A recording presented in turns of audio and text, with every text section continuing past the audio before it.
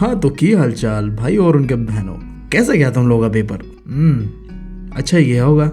और अगर नहीं गया ना, दिल छोटा मत करो यार। अब यार जम के लगो, 7 डे से मैथ्स के लिए तुम्हारे पास, तो यार अपना जी जान लगा दो एकदम, ठीक है। और जिनका अच्छा गया ना इंग्लिश, तुम भी ज़्यादा उड़ो मत, ठीक है। हमेशा ऐसा ही होता है, जब पेपर पहला अच्छा जाता है ना, उसके बाद गंदा जाना शुरू होता है, क्योंकि ओवर कॉन्फिडेंस, और भाई साहब इंसान को डुबाता है उसका ओवर कॉन्फिडेंस। तो तुम लोग और ज़्यादा ध्यान दो, क्योंकि जिनका खराब गया है मुझे पता है, वो लोग मेहनत करने वाले हैं अब बहुत ज़ोर से। बट जिनका अच्छा गया है वो सोचेंगे अच्छा अब तो गैप है, आज नहीं कल पढ़ लूँगा, परसों नहीं नरसों पढ़ लूँगा। ऐसे करते करते समय आ जाएगा और तुम कुछ नहीं पढ़ पाओगे। तो अगर अच्छा गया है भूल जाओ, और अगर ख़राब भी गया है भूल जाओ कि तुम्हारा एग्ज़ाम हुआ भी था कभी। और अगर कोई डिस्कस करते हुए दिख गया ना, तो उन्हें कहो मजाक हो रहे हैं, मतलब ओ भाई मारो मुझे, मारो आओ मारो, अरे इतना मत मार, अरे इतना मत मार। हाँ तो छोड़ते ये सब चीज़ें, हम बात करते हैं मैथ्स के बारे में। तो हमारा मैथमेटिक्स का एग्ज़ाम है 5 मई को, आई गेस 7 दिन है तुम्हारे पास मोटा मोटी अगर तुम देखो। और सिलेबस के हिसाब से तुम्हारे पास 7 चैप्टर्स है, तो तुम अगर हर दिन एक चैप्टर भी करो ना तो कंप्लीट हो जाता है। बट रुक जाओ, ऐसे करोगे तो रिवाइज कब करोगे? नहीं, हम थोड़ा प्लानिंग करके चलेंगे, बट उससे पहले तुम्हें कैसे पढ़ना है वो जान लो, उसके बाद टाइम मैनेजमेंट डेट का बात करेंगे, ठीक है। देखो सबसे पहला चीज़, ये गलती तुम्हें कभी नहीं करना है, एनसीईआरटी को मत छोड़ो भाई। सबसे पहला शुरुआत करो एनसीईआरटी से। एनसीईआरटी में भी सबसे पहले क्या करोगे? एक्सरसाइज को करो। हाँ एक्सरसाइज करो, बट देखो यार हर एक एक्सरसाइज को करना जरूरी नहीं है मेरे भाई। एक्सरसाइज के अंदर में जो डिफिकल्ट क्वेश्चन है, क्योंकि ऑलरेडी देखो यार तुमने पढ़ा हुआ है, क्योंकि जो भी बोलो तुम चाहे जितना भी नहीं पढ़ने वाले बच्चे हो, हाँ भंड बकचोद,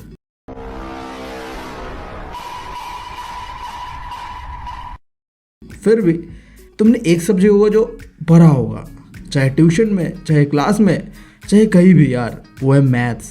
क्योंकि यार देखो सही बात तो यही है कि मैथ्स एक ऐसा सब्जेक्ट है जहाँ यार स्मार्ट वर्क काम नहीं आता। हाँ यहाँ सिर्फ और सिर्फ चाहिए होता है हार्ड वर्क। देखो मेरे इस चैनल का मेन मोटो ये है कि हम स्मार्ट वर्क करेंगे, हार्ड वर्क नहीं। बट जब बात आता है मैथ्स का, मैं तुमसे कह रहा हूँ, जो इंसान हार्ड वर्क नहीं स्मार्ट वर्क में बिलीव रखता है, वो तुमसे कह रहा है कि देखो भाई मैथ्स में हार्ड वर्क का कोई सब्स्टिट्यूट है ही नहीं। प्रैक्टिस करोगे तभी आगे बढ़ पाओगे, प्रैक्टिस नहीं तो कुछ नहीं भाई। मैथ्स वो सब्जेक्ट है ना जो गधे से गधा बच्चा भी अगर प्रैक्टिस करे ना, वो 100 में से 100 ला सकता है। और इसका बिल्कुल अपोजिट, अगर तुम बहुत ही स्मार्ट लौंडे हो फिर भी तुमने प्रैक्टिस नहीं किया ना, तो भाई साहब कोई ट्रिक कोई स्ट्रेटेजी काम नहीं आएगा। The ultimate thing that works in maths that's practice. समझ रहे हो मेरे भाई? तो प्रैक्टिस करो, बट कैसे प्रैक्टिस करना वो मैं बता रहा हूँ, क्योंकि समय कम है। हर एक क्वेश्चन को प्रैक्टिस करोगे, दैट्स कॉल गधा वर्क, हार्ड वर्क नहीं, स्मार्ट वर्क करना है ना। तो देखो एक्सरसाइजेस के अंदर में जो क्वेश्चंस तुम्हें डिफिकल्ट लग रहा है करने के बावजूद भी, क्योंकि तुमने ऐसा तो है नहीं कि पूरा साल पढ़ा नहीं अब पढ़ने चाह रहे हो, तुमने पढ़ा हुआ है, तुम्हें बस देखना ये है कि चैप्टर्स के अंदर में बहुत ज़्यादा एक्सरसाइज है, और उन एक्सरसाइज के अंदर में जो क्वेश्चंस है ना, इनमें से कौन सा क्वेश्चन है जहाँ अगर एग्जाम में आ गया तो मैं फंस जाऊँगा, उन क्वेश्चंस को प्रैक्टिस करो। अब फिर तुमने एक्सरसाइजेस कर लिया, जो भी तुम्हें डिफिकल्ट क्वेश्चन लगा उनका, फिर तुम क्या करोगे? एग्जाम्पल्स को करो। देखो एक्सरसाइज से ज़्यादा इंपॉर्टेंट है एग्जाम्पल्स। चैप्टर्स के अंदर में जो एनसीईआरटी में जो एग्जाम्पल्स है ना भाई, वो बहुत ही इंपॉर्टेंट है। देखो एक कॉन्सेप्ट को समझाने के लिए इस एग्जाम्पल्स का इस्तेमाल किया जाता है। ये जो एग्जाम्पल्स है, ये तुम्हें कोई भी जो मैथ्स का कॉन्सेप्ट होता है ना, वो आसानी से बहुत ही सिंपल वर्ड में समझाने के लिए ये एग्जाम्पल्स दिया हुआ होता है।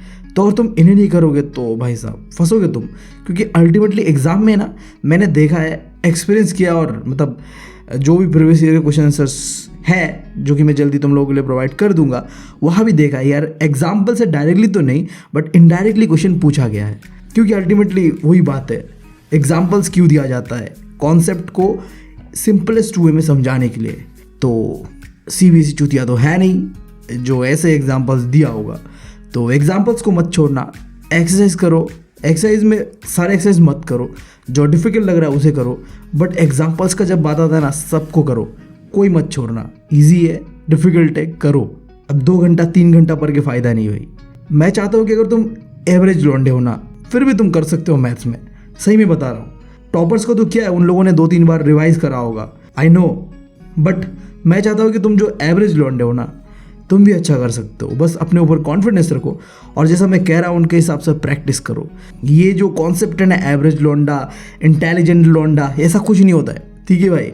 वो पढ़ रहे हैं इसलिए वो आगे, तुम नहीं पढ़ रहे थे इसलिए तुम पीछे हो। बट अभी समय है तुम्हारे पास, प्रैक्टिस करो, थोड़ा स्पीड रहो, एटलीस्ट 8-9 घंटा दो भाई। अब दो, मैं मजाक नहीं कर रहा, अभी तुम्हारे पास स्कूल नहीं है, कुछ नहीं है। 8-9 घंटा अगर नहीं पढ़ रहे ना तुम टाइम मैनेजमेंट करके, तो भाई साहब तुम अपने लाइफ को लेकर सीरियस हो ही नहीं। और जब तुम खुद ही अपने लाइफ को लेकर सीरियस नहीं हो, फिर तुम किसी दूसरे से ये एक्सपेक्ट मत करना कि वो तुम्हारे लाइफ में वैल्यू प्रोवाइड करेगा, क्योंकि तुमने अपने लाइफ में वैल्यू प्रोवाइड नहीं किया बड़ी।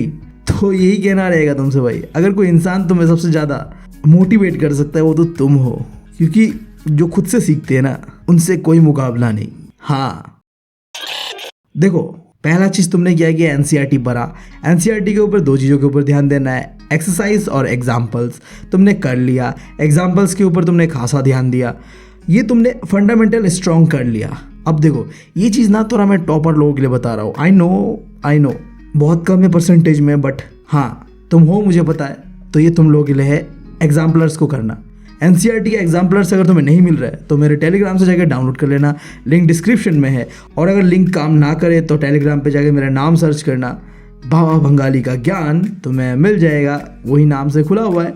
वहाँ मैं अपलोड कर दूंगा जितने भी एग्जाम्पलर्स है। सारे नहीं करना है तुम्हें, हाँ, बट अगर तुम्हारा प्रैक्टिस ऑलरेडी हो चुका है, तुमने ऑलरेडी एनसीईआरटी पढ़ा हुआ है 2-3 बार, जो कि ऑब्वियस सा बात है तुम कर चुके होगे, इसलिए तो तुम्हें एक्स्ट्रा क्वेश्चंस और एक्स्ट्रा प्रैक्टिस की ज़रूरत है, तो तुम एग्जाम्पलर्स करो। बट देखो यार, सीधी बात बता रहा हूँ जो भी सुन रहे हो वीडियो को, अगर तुम्हारा अभी तक एक्सरसाइज और एग्जाम्पल्स नहीं हुआ है, तुम अभी तक एनसीईआरटी के कॉन्सेप्ट को लेके क्लियर नहीं हो, तो एग्जाम्पलर को भूल जाओ, नहीं ज़रूरत नहीं है भाई, तुम्हें सीधा स्किप कर देना एग्जाम्पलर को। अब तो मुझे कहोगे भाई तू कैसा यार, तू नहीं चाहता कि हम भी 90 लाए? बात वो नहीं है बड़ी। देखो तुमने ये तो सुना ही होगा 80-20 फॉर्मूला, क्या होता है यार। हम अपने लाइफ में ना बहुत सारी चीज़ें करते हैं, बट वो हमारे लाइफ को डिसाइड नहीं करता। हम जो कुछ चीज़ें करते हैं ना 20%, जो कि हम बहुत ही अच्छी तरीके से करते हैं, वो डिसाइड करता है कि हमारा 80% लाइफ कैसा होगा। तो ये फ़र्क नहीं पड़ता कि तुमने कितना पढ़ा है, तुमने जितना भी पढ़ा है वो कैसे पढ़ा है, ये मैटर करता है। तो ज़रूरी नहीं है कि जो एनसीईआरटी कर रहा है, एग्जाम्पलर्स कर रहा है, वो कर रहा है, उसका अच्छा जाएगा और तुम्हारा खराब जाएगा, ऐसा कुछ नहीं है। एग्जाम में क्वेश्चंस कैसा आएगा ना उसे पता है ना तुम्हें पता है, बस वो ज़्यादा प्रैक्टिस कर रहा है और तुम कम प्रैक्टिस कर रहे हो। बट एटलीस्ट तुम अपने सिलेबस से स्ट्रिक्ट रहो। अगर तुम्हारा अभी तक एनसीईआरटी कंप्लीट नहीं हुआ है तो मेरा तुम लोगों से यही कहना होगा कि एनसीईआरटी के ऊपर ध्यान दो, एनसीईआरटी करो और एग्जाम्पलर को सीधा स्किप करते हुए तुम भरो सैम्पल पेपर पे। हाँ, डीमोटिवेट नहीं कर रहा, मोटिवेशन ही है ये। सीधा सैम्पल पेपर करो और सैम्पल पेपर में ज़्यादा समय बर्बाद मत करो। ऑलरेडी जो सॉल्यूशन वाला वीडियो दिया होगा कई सारे चैनल्स में, उसे देखो और अपना काम निकालो। और एक भी क्वेश्चन छोड़ना मत, हाँ कि वीडियो देख लिया बस हो गया, नहीं, उस वीडियो को देखने के बाद खुद से एक बार ट्राई करो। मैं बार बार कह रहा हूँ तुम्हें, maths is all about practice. Practice नहीं करोगे तो एग्ज़ाम हॉल में जाके फंसोगे। देखना, ये अगर बात नहीं मान रहे ना तो एग्ज़ाम हॉल में जाके तुम मेरा बात याद रखोगे, जाओगे, तुम्हें पता होगा ये क्वेश्चन मेरा पढ़ा हुआ है, बट जब तुम स्टेप्स को सॉल्व कर रहे होगे तब तुम भूल जाओगे कि इसके बाद क्या था, अच्छा इसके बाद ऐसा होता है क्या, क्योंकि पर्सनली मेरे साथ ऐसा हो चुका है। तो हाँ, ये गलती मत करना, प्रैक्टिस करो।